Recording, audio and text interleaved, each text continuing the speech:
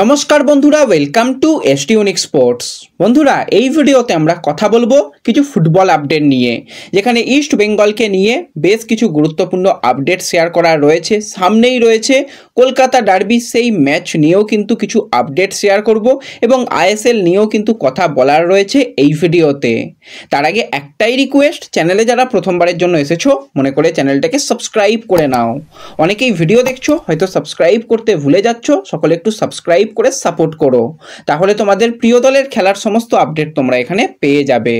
তো প্রথমেই যদি আমরা আইএসএল নিয়ে কথা বলি, তো কালকে জামশেদপুরের ঘরের মাঠে নর্থ ইস্ট পুরো ডমিনেট করেছে।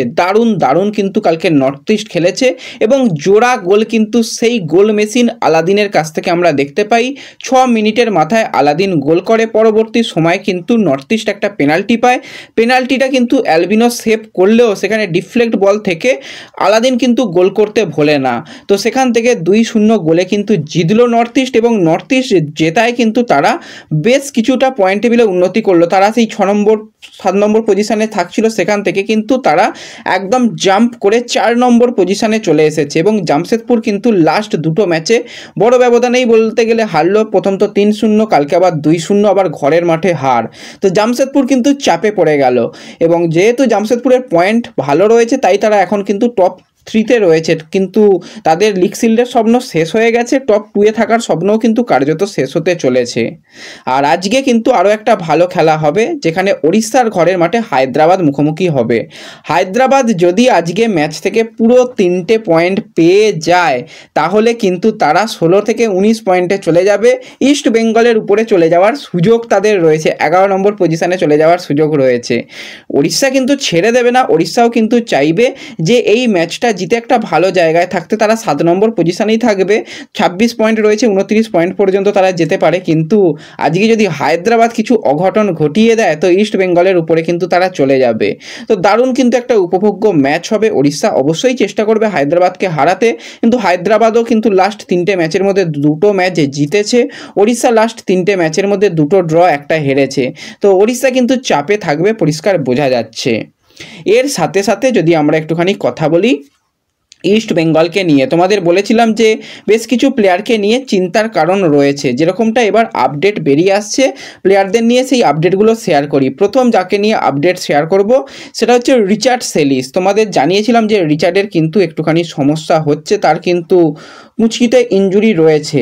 এবার সেই কারণে তার কিন্তু স্ক্যান করা হয়েছে, স্ক্যান করে যেরকমটা দেখা যাচ্ছে তার কিন্তু ডার্বি ম্যাচে খেলার সম্ভাবনা নেই বললেই চলে। শুধুমাত্র ডার্বি ম্যাচ নয়, তারপরে যে পাঞ্জাব ম্যাচ রয়েছে সেই ম্যাচেও কিন্তু এক প্রকার অনিশ্চিত রয়েছে। তো এটা কিন্তু একটা বড় চিন্তার কারণ।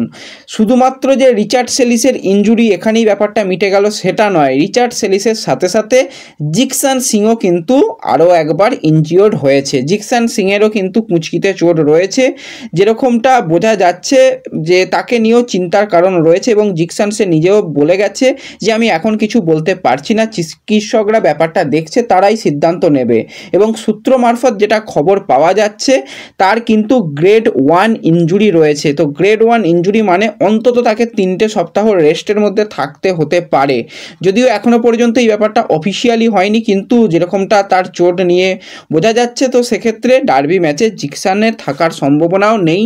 এবার যদি শেষ মুহূর্তে কিছু পরিবর্তন হয় তাহলেও অল্প কিছু মিনিট দেখতে পাওয়া যাবে, কিন্তু সেটা 90 মিনিট কখনোই নয়। গ্রেড 1 ইনজুরি, তো তাকে কিন্তু রেস্ট দেওয়াটাই বুদ্ধিমানের কাজ হবে। আর যদিও ইস্ট বেঙ্গলের কিছু হারানোর মতন আর কিছু নেই, তবু প্লেয়াররা সুস্থ হোক, আর কি করা যাবে।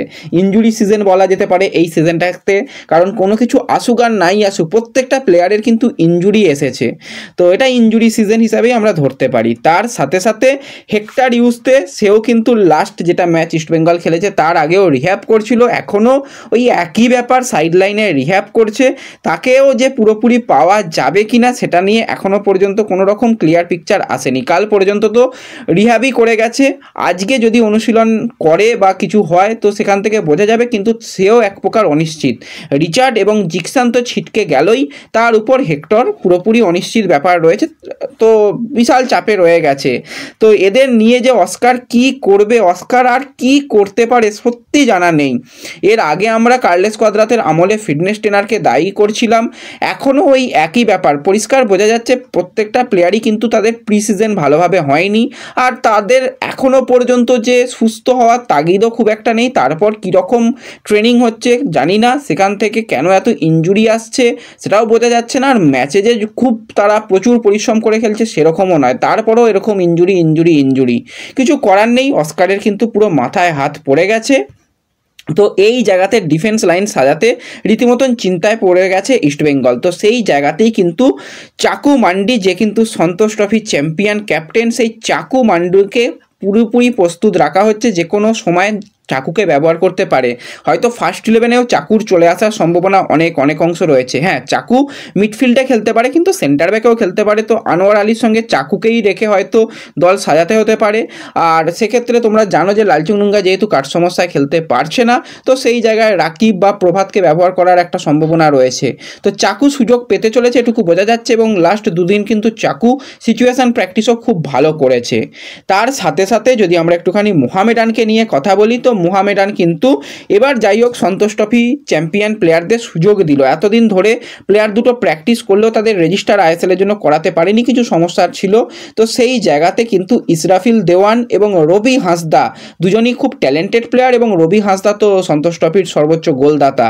তো সেই দুজনকে রেজিস্টার করিয়ে নিয়েছে আইএসএলের জন্য। ইসরাফিলের জার্সি নম্বর 30 এবং রবি হাঁসদার জার্সি নম্বর কিন্তু 89। এই দুজন প্লেয়ারকে কিন্তু আমরা আইএসএলের বাকি অংশটুকুতে দেখতে পেতে চলেছি। এবং ইস্ট বেঙ্গলের বিরুদ্ধে কিন্তু রবি হাঁসদার মানে প্রথম থেকেই যদি শুরুও করে আমরা অবাক হব না। এমনিতেই তো আমরা দেখতে পাচ্ছি ফ্র্যাঙ্কা কি পারফরমেন্স করছে, সেই জায়গাতে অবশ্যই রবিকে দিয়ে কিন্তু একটা মাস্টার স্ট্রোক দিতে পারে কোচ। তো সেই নিয়েও কিন্তু অবশ্যই আমরা পরবর্তী ভিডিওতে আলোচনা করব, কি গেম প্ল্যানিং হতে চলেছে বা কি পরিকল্পনা হতে চলেছে, সেই সব নিয়ে পরে অবশ্যই আমরা আলোচনা করে নেব অন্য কোনো ভিডিওতে।